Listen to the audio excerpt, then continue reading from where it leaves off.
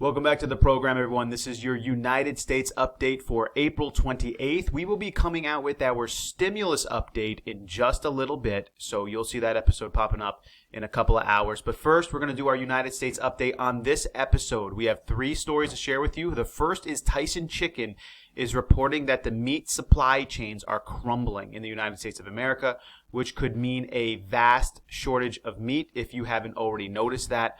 Also, we're going to talk about Michelle Obama and the fact that she could possibly be a vice presidential candidate for Joe Biden and her Netflix deal that's coming up. And lastly, we're going to talk about voting by mail and the fact that it is getting increased support across the board and primarily from one group of people. So I'm going to share that with you. But before we go to our stories, I want to give you the poll from yesterday. So you all had to decide, should America now move forward and start reopening the economy, getting people back to work? And that should be the primary focus. A little bit more spending maybe, but not much. Or should the United States of America primarily stay shut down, people should stay at home, and the government should continue to pass these very large spending bills to support Americans monthly? You guys decided, and you can see 75.7% of you believe America should stay largely shut down, and the United States government should continue to pass spending bills to support Americans on a monthly basis. We're going to actually do another poll today on the news stories we're doing, so go ahead and wait for that. So our first story is Tyson Chicken. And it's not just Tyson Chicken. It's a lot of different meat suppliers right now, chicken, pork, beef, that are reporting that the supply chains are absolutely crushed. They're broken, and it is going to lead to a very, very low supply, if not none, when you walk into the supermarkets. Tyson Foods is warning that millions of pounds of meat will disappear from the supply chains as the coronavirus pandemic pushes food processing plants to close. So they employ nearly 100,000 people. And at this point, they have closed their pork plants in Waterloo, Iowa, Logansport, Indiana, because they started to test their workers for the coronavirus. Not only that, but the actual complete chain of production has fallen apart, from produce and livestock all the way to the sale of them. Before this pandemic, it was a machine that would just run constantly. But now, because restaurants have closed, cruise ships are gone, and schools are closed, a lot of the chain supply is completely disrupted. And there's just no way to repair it in a short amount of time. Matter of fact, this is an area that the government should probably look at getting heavily involved in right now, because that's the really only way I think that you'd have enough oversight to start to fix the supply chains. And what's going on is that the U.S. farmers have nowhere to sell their livestock and their produce. And so millions of animals, chicken, pigs, and cattle are being depopulated, either destroyed, or the piglets are being aborted as they are in the mother pig. And the produce is being destroyed as well at the same time that people actually need more food, simply because the supply chains are destroyed. Now, it's either for one of two reasons. The supply chains are destroyed, which is an accurate thing. This is happening because of that. You're a farmer on a farm. You have nowhere to go with your stuff. And so what do? It's just going to rot. I mean, unless you can call up people to pick up your stuff, but, they don't always have those capabilities.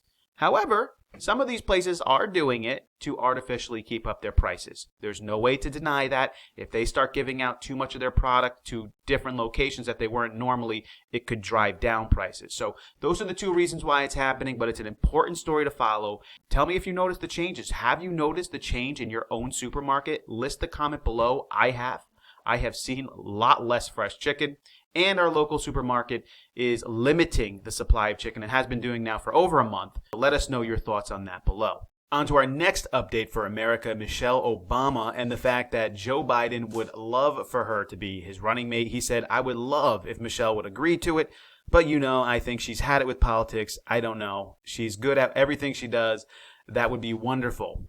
Now, to me, I think this is a one-way sort of relationship. I don't know that Michelle Obama has too much interest at all in being Joe Biden's running mate. I'm not saying she's done with politics altogether. I could see her eventually getting back involved in politics. She probably has a long time in order to do that. I just don't know if she thinks Joe Biden would be the correct way back into politics. In fact, the former First Lady has faced calls in the past to run for president herself and repeatedly denied any interest. "There is zero chance," she said last fall. "There are so many ways to improve this country and build a better world, and I keep doing plenty of them, from working with young people to helping families lead healthier lives. but sitting behind the desk in the Oval Office will never be one of them. It's just not for me. Now, that's talking about president, not vice president. So that's why some people are like, hey, maybe it could happen. And that, by the way, is going to bring us to our first poll. Do you think that Michelle Obama should be Joe Biden's vice presidential candidate? I have the poll and the link for you below. Go ahead and answer that question. There's another poll question on there too about voting by mail, which you might want to indicate your vote on too. I don't think she's going to do it though. I don't think it's right for her. I don't think she wants to do it.